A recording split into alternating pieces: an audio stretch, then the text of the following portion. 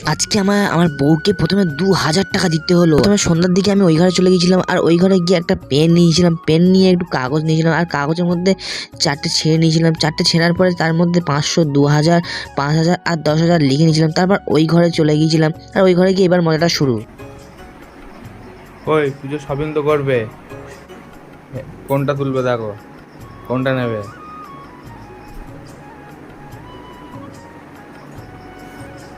দেখো কি পেয়েছো, দেখো দেখি। পুজো শপিং মানে 2000,